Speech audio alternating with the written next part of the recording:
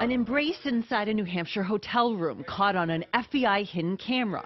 Part of the evidence against Manuel Gutierrez Guzman, cousin of Sinaloa cartel kingpin Joaquin Guzman, known as El Chapo. A trusted lieutenant.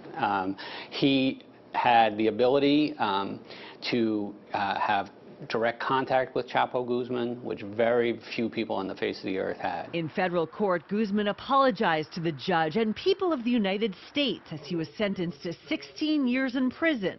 He was one of 7 defendants in an elaborate FBI sting. 5 Investigates exclusively obtained undercover video of the worldwide operation. You're not going to have any regrets. For 3 years, the FBI, posing as Italian mobsters, meet with Guzman and his associates trying to arrange shipments of cocaine to Europe.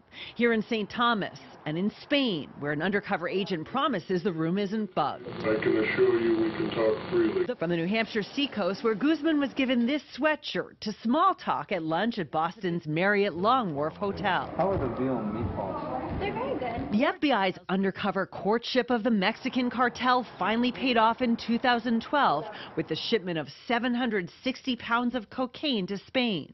Chapo, indicted in the conspiracy, is now a fugitive after escaping from his Mexican prison in July. Would you like to see Chapo Guzman prosecuted here in New Hampshire if he's caught? Of course. Do you think Chapo Guzman will be caught again? I have my doubts. I don't think he'll make that mistake again. He's not a stupid person. There's one more sentencing ahead. A Mexican attorney who was convicted in this conspiracy. He'll be here in court in November. In Concord, New Hampshire, Karen Anderson, 5 Investigates.